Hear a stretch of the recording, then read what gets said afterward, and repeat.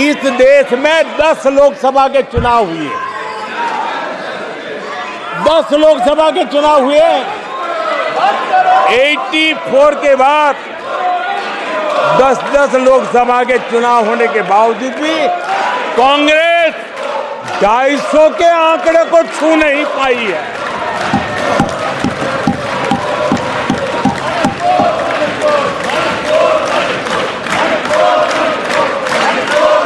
इस बार किसी तरह 99 के चक्कर में फंसे गए हैं।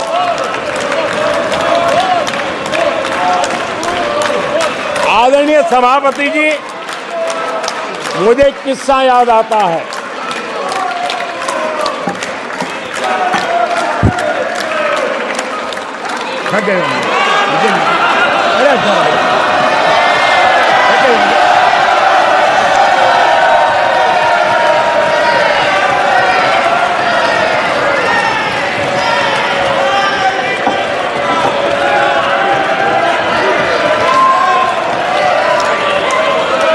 आदरणीय सभापति जी,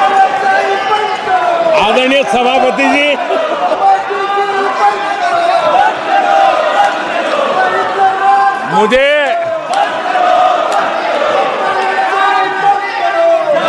एक किस्सा याद आता है। आदरणीय सभापति जी, मुझे एक किस्सा याद आता है। 99 मार्क्स लेकर एक बालक घमंड में घूम रहा था और देश सबको दिखाता था, देखो कितने ज्यादा मार्क्स आए हैं। तो लोग भी जब 99 सुनते थे तो शाबाशी देते थे, बहुत उसको हौसला बुलंद करते थे। तो फिर उनके टीचर आए कि भैया किस बात की मिठाई बांट रहे हो, ये 100 में से 99 नहीं लाया, ये तो 543 में से लाया है।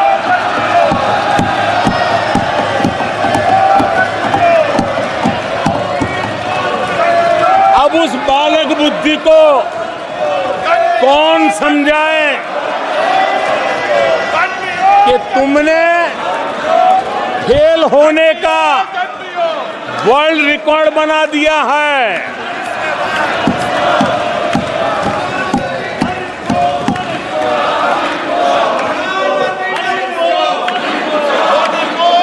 कांग्रेस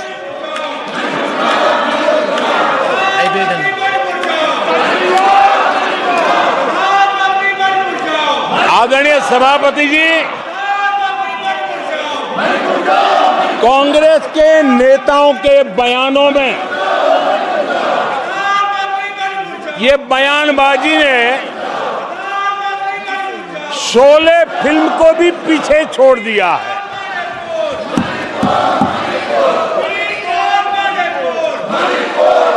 आप सबको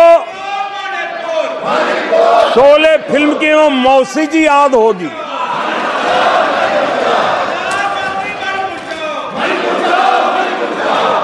तीसरी बार तो हारे हैं, पर मौसी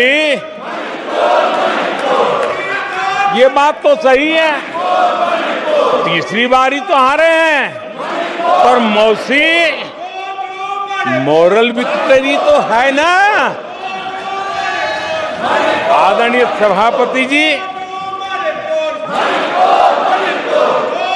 13 राज्यों में 0 सीटें आई हैं। अरे मौसी, 13 राज्यों में 0 सीटें आई हैं, पर हीरो तो है ना।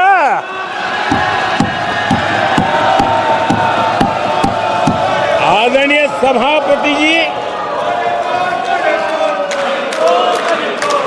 अरे पार्टी की लुटिया तो दुबई है। अरे मौसी, पार्टी अभी भी सांसें तो ले रही है।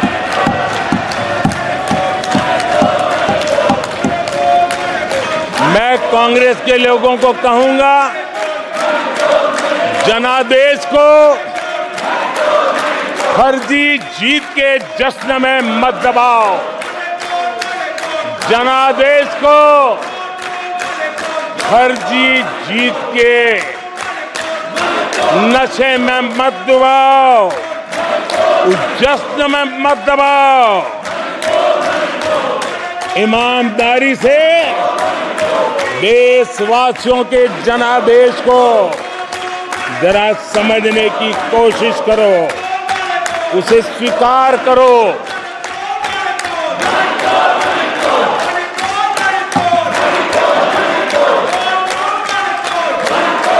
आदरणीय सभापति जी,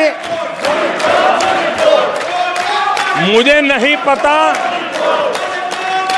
कि कांग्रेस के जो साथी दल है उन्होंने इस चुनाव का विश्लेषण किया है कि नहीं किया है। ये चुनाव इन साथियों के लिए भी एक संदेश है। आदरणीय सभापति जी, अब कांग्रेस पार्टी 2024 से एक परजीवी कांग्रेस पार्टी के रूप से जानी जाएगी। 2024 से जो कांग्रेस है वो परजीवी कांग्रेस है,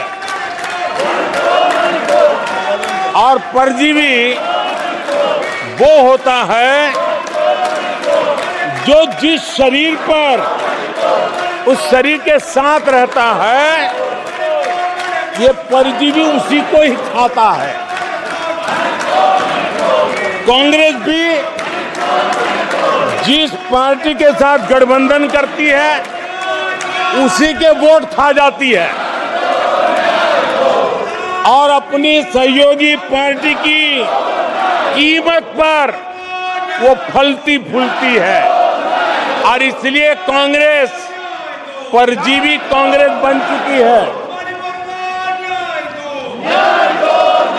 मैं जब परजीवी कह रहा हूं तो तथ्यों के आधार पर कह रहा हूं। आदरणीय सभापति जी, मैं कुछ आंकड़े आपके माध्यम से सदन को और इस सदन के माध्यम से देश के सामने रखना चाहता हूं। जहां जहां भाजपा और कांग्रेस का सीधा मुकाबला था, या जहां कांग्रेस मेजर पार्टी थी और साथी के पास 1, 2, 3 सीटें थी, वहां कांग्रेस का स्ट्राइक रेट सिर्फ और सिर्फ 26% है, 26% है।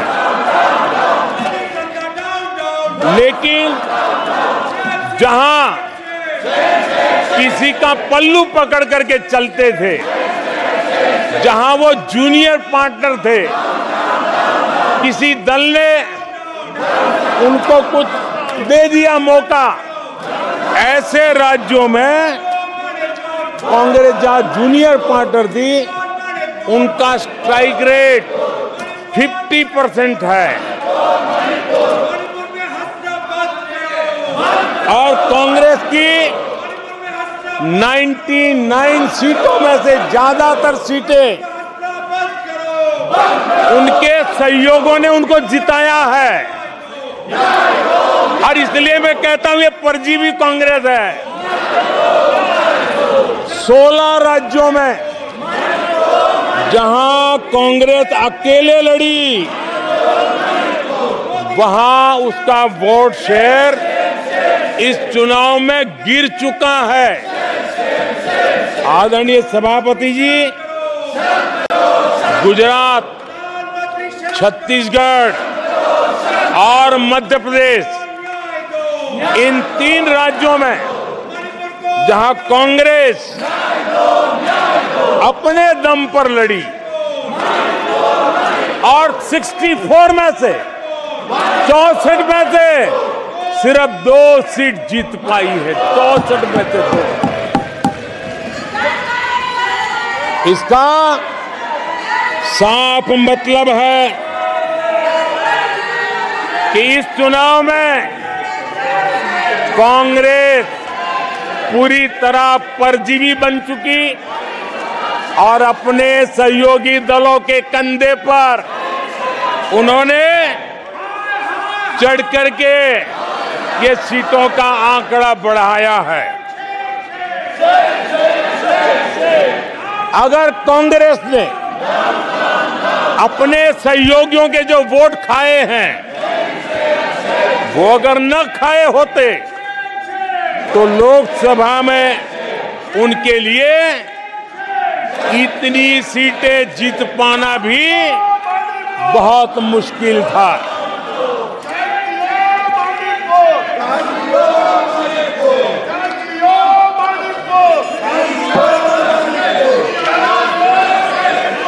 आदरणीय सभापति जी,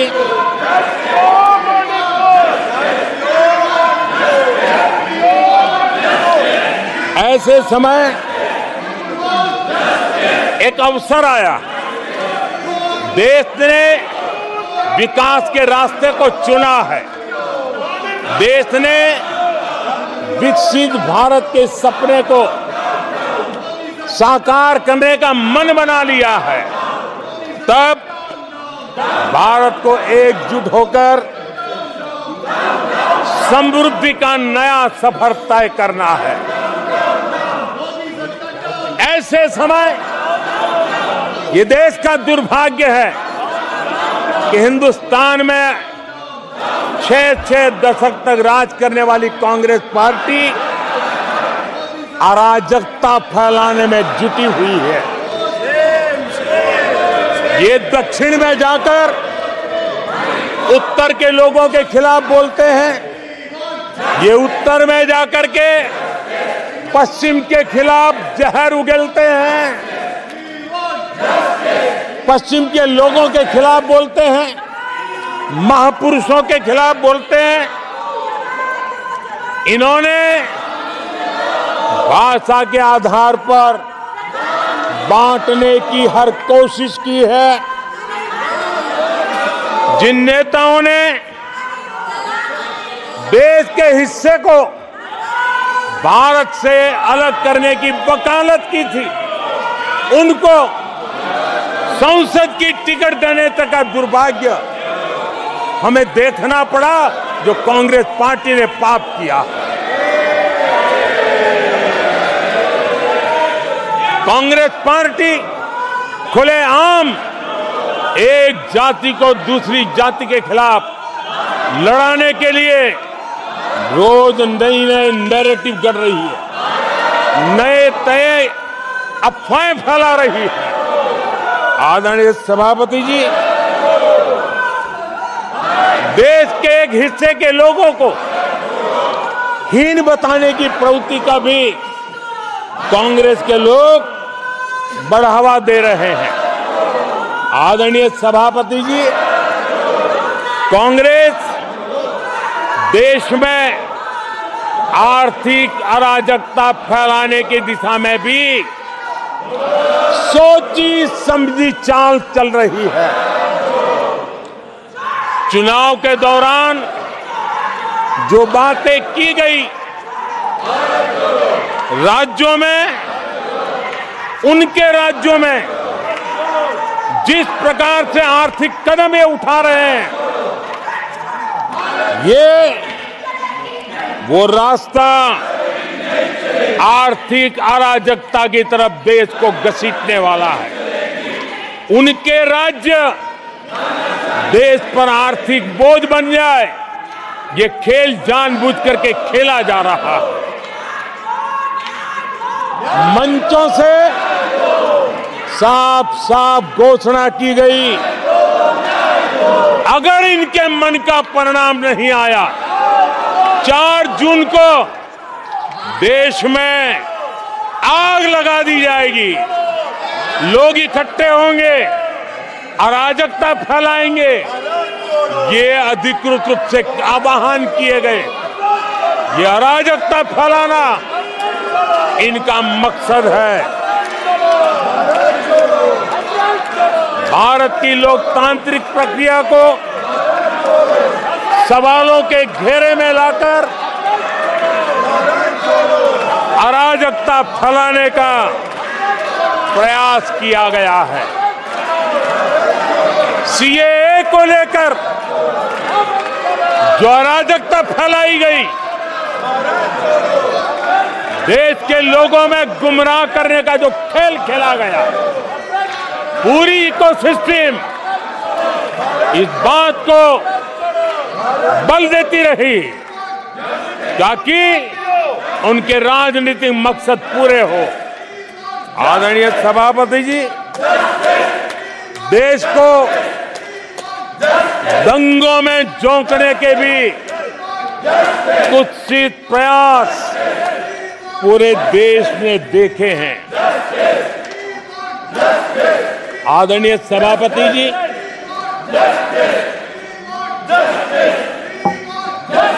आजकल सिंपैथी गेन करने का एक नई ड्रामेबाजी शुरू की गई है, नया खेल खेला जा रहा है। मैं एक किस्सा सुनाता हूं। एक बच्चा स्कूल से आया और जोर जोर से रोने लगा और उसकी मां भी डर गई, क्या हो गया। बहुत